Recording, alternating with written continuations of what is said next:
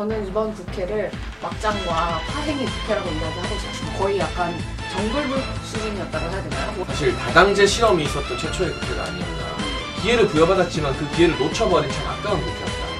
진짜 정치 천재인 것 같아요. 좀 이렇게 전혀 다른 사실을 이렇게 프레이밍하는 거 잘하죠? 이렇게 까는 거였구나. 나는 감탄하는 줄 알았어. 나한테. 아니, 네, 뭐 다당제 LP보다는 자유한국당의 목리라고 볼 수 있다. 나를 밟고 가요. 연말까지 2대1이네요. 연말까지. 뭐만 하면은 무기한 단식, 무기한 농성 이런 거 하면서 그게 진전이 안 됩니다. 방송국 우선 코로나 방투항! 네, 지난주 방투항에 빛나는 오창석입니다. 연말 돌아보면서 국회와 정치 사정도 좀 돌아볼까 하는데요. 전 20대 국회에 대해서 좀 얘기를 하기 전에 왜 이렇게 한정의 눈빛으로 왜 그러는 겁니까? 같아요. 제가 오늘 좀 늦어가지고 네. 새 걸로 나왔더니 메이크업을 안 하니까 헤어도 안 하고 메이크업을 안 하니까 사람이 굉장히 정선해지네요. 네. 아니 갑자기 폭삭 늦으신 것 같아요. 화장을 안 해서 네. 이렇게 기다렸다는 듯이 물어 뜯으시네요.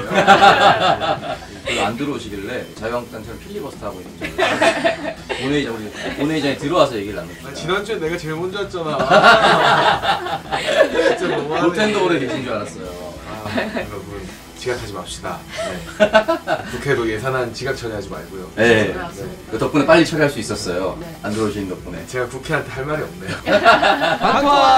너무 아쉬웠던 국회. 전 여전히 이 선거법 개정이 되어야만 국회 환경이 좀 많이 바뀔 수 있다고 생각을 하는데 집권 여당이 더불어민주당조차도 선거법에 대해서 크게 이야기하지 못했습니다. 그 이유는 이제 의석수를 늘리면 국민들한테 욕을 먹기 때문인데 결국은 국회가 보여준 것이 없기 때문에 국민들 앞에 서는 자신감도 없지 않았나. 저는 이번 국회를 막장과 파행의 국회라고 이야기하고 싶습니다. 거의 약간 정글북 수준이었다고 해야 되나요? 원초적인 장면들을 모두 다 본 것 같아요. 국회 앞에서 이렇게 들어눕는 거, 하나 갖고 와가지고서는 때려 부시려고 하는 거, 동료 의원 감금하는 거, 여러 가지 꼼수들을 이번 국회에서 많이 본 것 같습니다. 그래서 참 답답해요. 생얼로 고프로를 보려니까 굉장히 부담스러운데. 아예 자신감가 있어요. 아니 피부가 좋으세요. 어차피 실력하니까. 그렇게 하죠. 네. 네. 사실 다당제 실험이 있었던 최초의 국회가 아니었나. 물론 선거 당시에 국민의당 돌풍이 있었고요. 이후에는 새누리당에서 바른정당이 갈라나오고 그러나 뚜껑을 열어보니까 국회의원들조차 이 다당제 국면에서 어떻게 연대하고 어떻게 이 다당제의 묘를 살릴 것인가에 대한 고민이나 연습이 너무 안 돼 있었다. 근데 20대 국회를 보고 이 여러 당이 난립하는 것에 대해서 실망한 국민들이 선거제와 무관하게 다시금 양당제로 돌아가는 선택을 할 가능성이 높아지지 않을까. 또 진영 논리가 상당히 강화됐잖아요.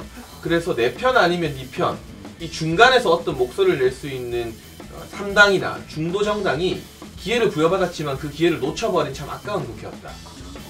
와 진짜 정치 천재인 것 같아요. 좀 이렇게 전혀 다른 사실을 이렇게 프레이밍하는 거 잘하죠? 이렇게 까는 거였구나. 사실은- 나는 감탄하는 줄 알았어. 나한테. 아니 지금 국회가 이렇게 제2의 초원 복국을 바라보듯이 네. 와, 나는 옆에서 하길래 진짜 내 말에 너무 공감하는구나 이런 아니 줄 알았어. 한국당에서 정말. 이런 분들을 여의도 연구원에 연구원장으로 앉혀야 되고 혹은 정치인으로 키워야 돼요. 진짜 한국당스러운 정치 프레임을 너무 잘한다. 연구원장 안 치고 아니, 겸직 금지 이런 거. 방송 출연 방송 금지 이런 거 출연하면 안 되지 시켰습니다. 그러면. 박봉으로 산업화의 정신줄. 이번에 올해 그렇게 난리 버거지가 난 게 다당제 때문이 아니거든요. 아니, 설사 다당제 때문이다라고 하면 다당제를 만든 정의당, 바른미래당, 민주평화당이 그 주범이어야 되는데 지금 한국당이 그 주범이잖아요.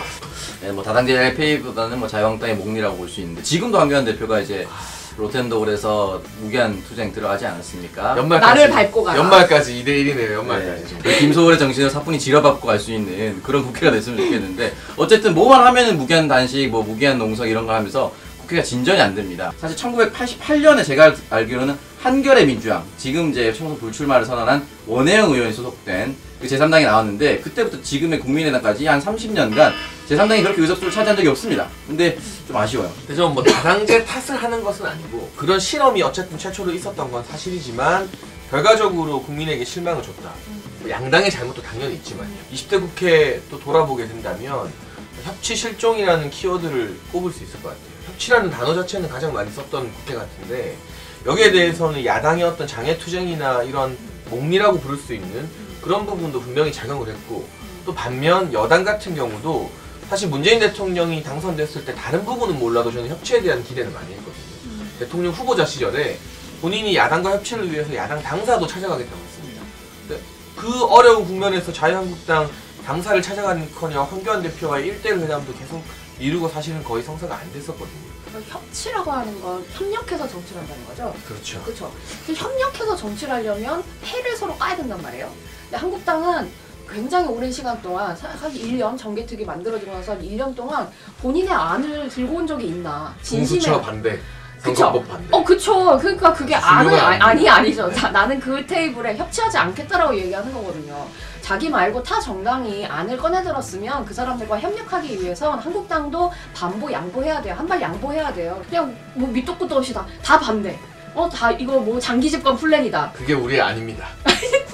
전혀 아닙니다. 우리 아니에요. 협치를 말씀을 하셨는데 황교안 대표와 문재인 대통령이 1대1로 만나야 될 이유는 없습니다. 협치를 하려면 모든 5당 대표랑 같이 만났어야죠. 왜 굳이 아직도 1대1을 원하는지 이해가 안 되는 거예요. 본인이 사실은 뭐 원내 경험도 없고 왜 본인만 이렇게 특출나게 1대1로 하려고 하는지 이해가 안 되는 거예요. 네, 여러분 연말 결산에서도 이렇게 상대를 물어뜯기 바쁜 모습 가운데 저 의미 있는 지적을 좀 하자면 20대 국회 또 직접 민주주의가 빛났던 국회였다.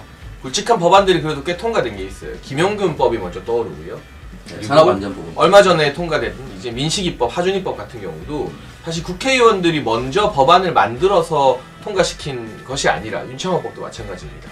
어떤 불운한 사고나 비극적인 사고 통해서 국민 여론이 모아져서 국민의 목소리가 국회의원들을 강제로 밀어붙여서 법안이 통과되는 현상이 20대 국회에서는 좀 유독 도드라지지 않았나 싶고 국회가 워낙 일을 못하다 보니 국민이 대신 나섰다고도 볼 수 있겠지만 굳이 국민들이 뭐 윤창호법, 김영균법, 민식이법 통과시켜라고 들고 일어서기 이전에 그 법안들이 먼저 와 있었어야 되는 거죠. 국회의원들 입장에서는 좀 부끄러워해야 되는 것 같습니다. 그죠. 이런 고품격 품격 평론을 좀 해서는 말입니다. 뭐 어쨌든 네. 말이 뭔 차이야 이게? 일단 나는 그게 직접 민주주의라고 하길래 갑자기 그게 뭐 직접 민주주의예요? 이게 직접 민주주의의 일종이죠.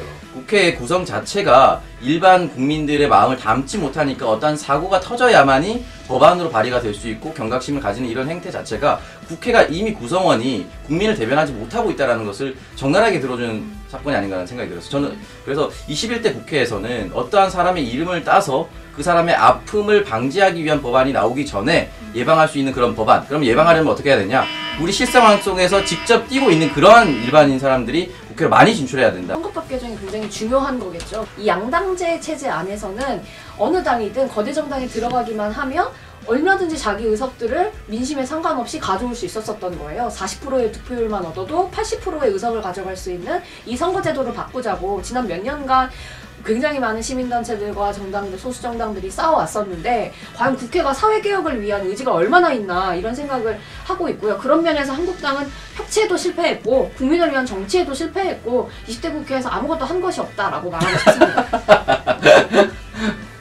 네. 저희 국회 이야기는 그만큼 했으면 네. 뭐 최악의 순간 최악의 순간. 순간을 많이 못 하셨어요? 저 녹화 빨리 끝내고 좀 쉬고 싶네요. 네. 이것도 평가사에 써주세요.